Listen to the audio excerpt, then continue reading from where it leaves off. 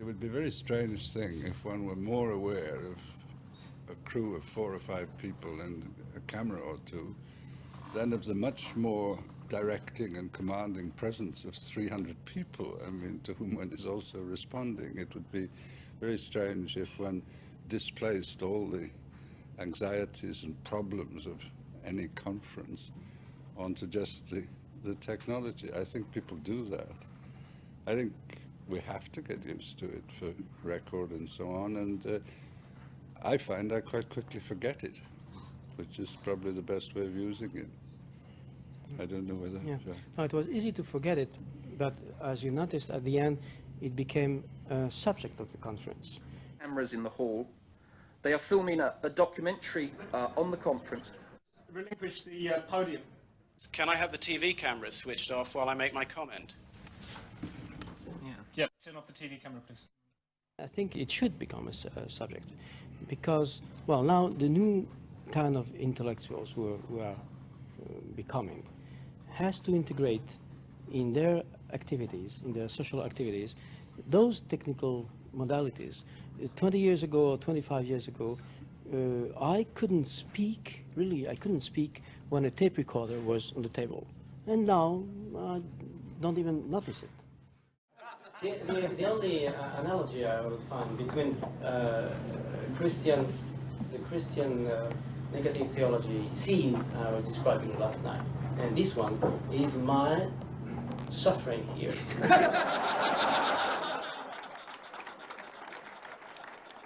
So we were not disturbed by the presence of the camera, but finally we had to reflect on the fact that today an international conference had to be recorded. I mean, the voices have to be recorded, and the spectacle has to be recorded. Not only for further use or reproduction, but to become conscious of this technological necessity. I mean, it's we are speaking of writing, and I think that film is a kind of writing.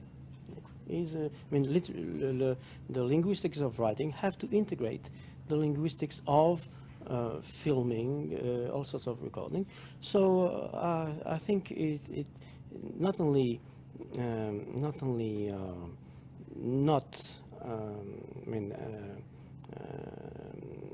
an obstacle, not an obstacle, but a necessity for today to have conferences filmed.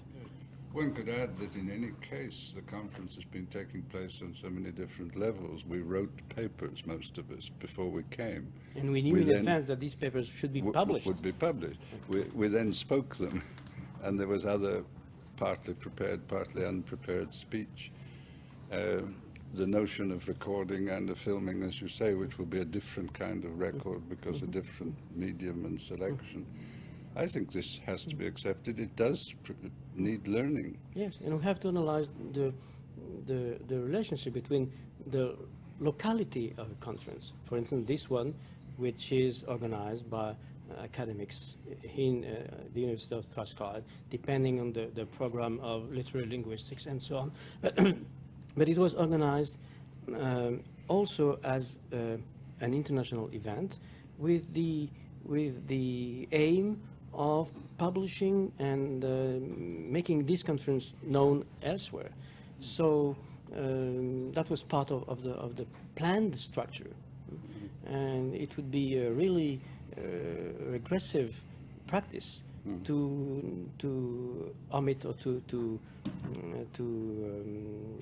do without those technical apparatuses. Or even worse, to refuse them, because this would be cutting oneself off from a situation which is increasingly important. I was wondering, because it's in a way part of the same problem, how you felt coming into an English-speaking conference. There was some reaction that it was in any case Eurocentric, but it was also English-speaking, which disguises the fact, of course, that there were British and Americans here, which are very different cultures.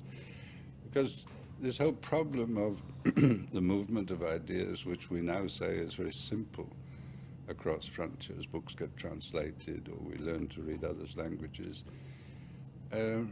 it still seems to me that although it occurs favorably in many instances, this movement, a sort of import and export of ideas and writing, always takes place within certain social situations of which we have to become conscious.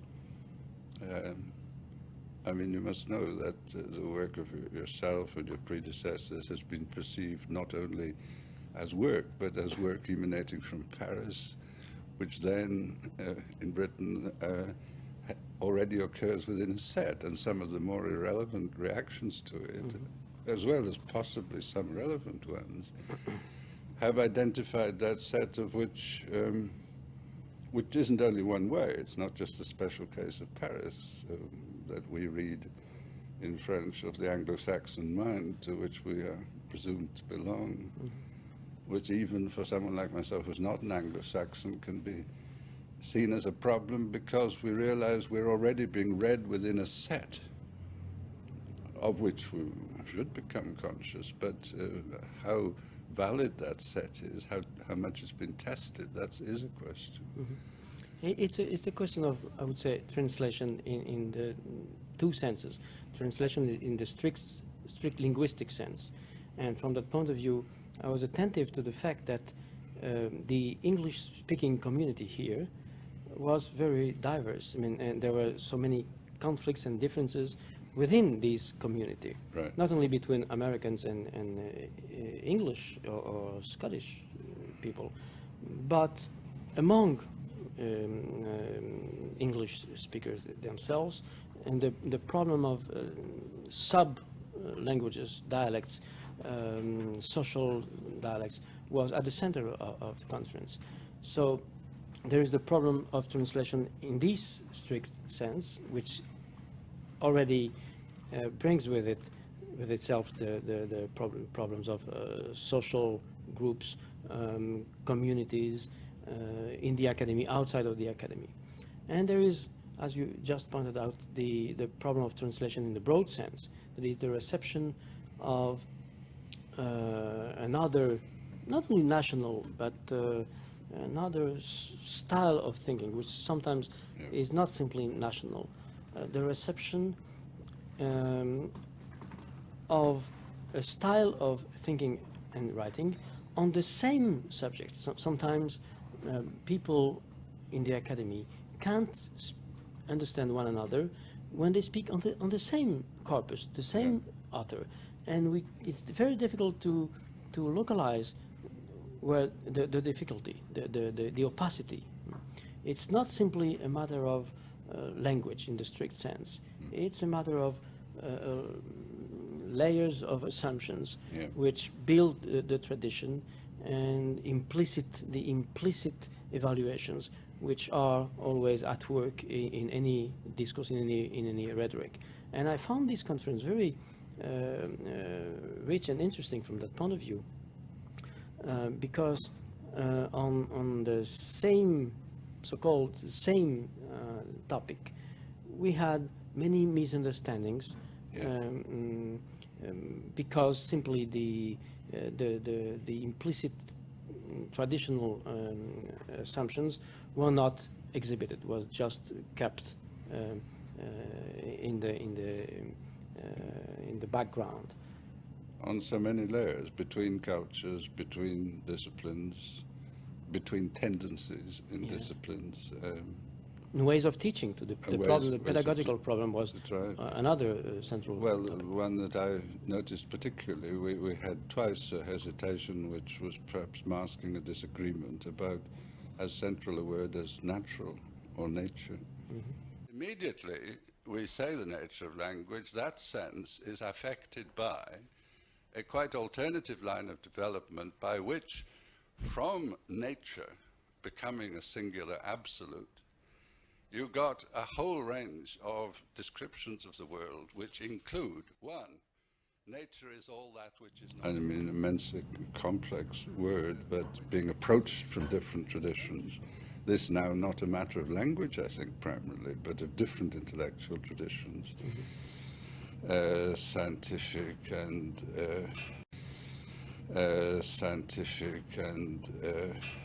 versions, alternative versions of the literary tradition, and an unease about using this word, which is there before you get to what can properly be called the theoretical argument.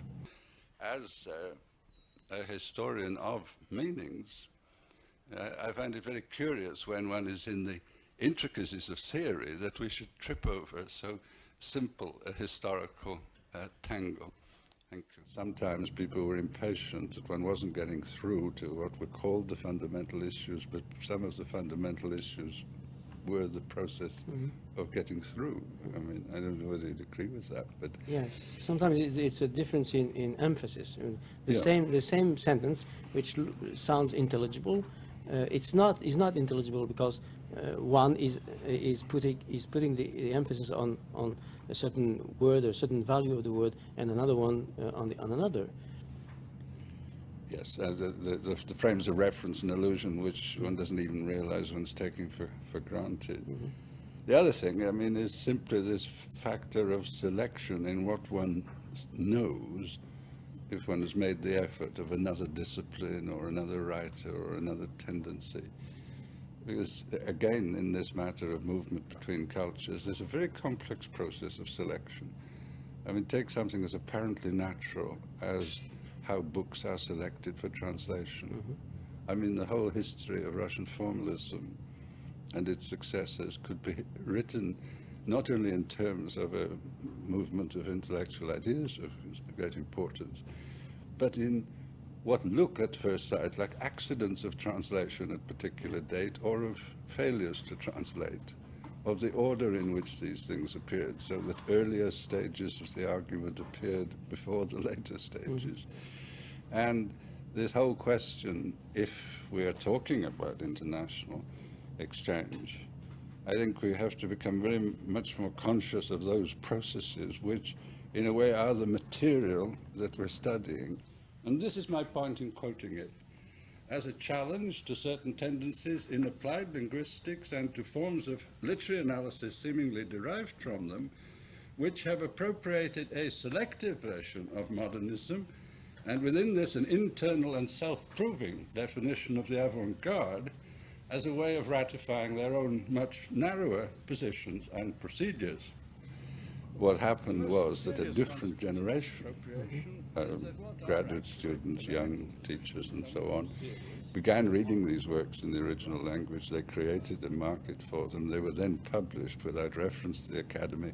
The Academy then saw this as a subversive movement to undermine its own authority. And on the other hand, they could sometimes often say that a mere fashion was started by a particular press, Yes. publicizing a certain tendency, and this was just, but it would have been more acceptable if there hadn't been that kind of lag and blockage and exercise of power in the first place. And on that one, I would just say a word, as a Frenchman speaking English with much difficulty, a word on the power and the authority, not only of the English language, but on of the American culture and market from that point of view. For instance, I think the only French here, but I had to speak English, of course, because the English was the dominant language.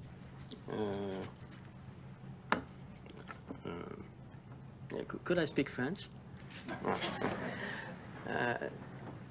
We charge deconstructionism with being irrationalist. But I had the feeling that I was invited here to the extent that the United States have legitimized my work. So every legitimation has to go through the United States, to the American Academy. And this confirms the authority of the English language all over the world, I mean, in scientific and in scholarship in general, and the authority of the North American market and academic power.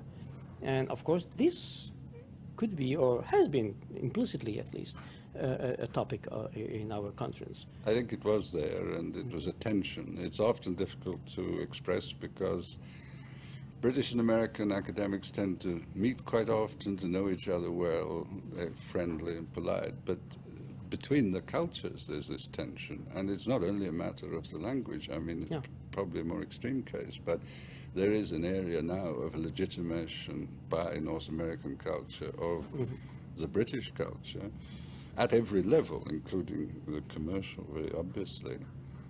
And what happens then is the process of internal adjustment. I know people in this culture who are no longer oriented towards this culture or towards Europe, but towards what is likely to be legitimated. Often, fortunately, they get it wrong, but likely to be legitimated in North American culture. Now, this is not the neutral process of No. recognition by one's peers. Nothing is neutral in this Right. field. Had a feeling to it that, from this point of view, that the tension between a part of the English intelligentsia and a part of the American intelligentsia, this tension was stronger than between a part of the American Academy and a part of the French Academy. The dialogue or the translation, let's use this word in a broad sense, the translation between French intellectual life and American intellectual life is easier than between American and English intellectual life, and of course French and English. French and Partly- the worst is between French and English. Partly because a very important continental European immigration went to the United States, which made the familiarity with those traditions more acceptable. In those ways, the English reaction was merely This is probably one merely explanation, provincial. On the other hand, one hears denunciations, not always frivolous here, of a kind of Franco-American intellectual hegemony, which is precisely seen in this process we were earlier describing. It's not like that. But when this interacts, as it does, with all sorts of political tensions, cultural tensions, and so on, it's the only thing is the recognition and a very frank examination of it, because it is very complex.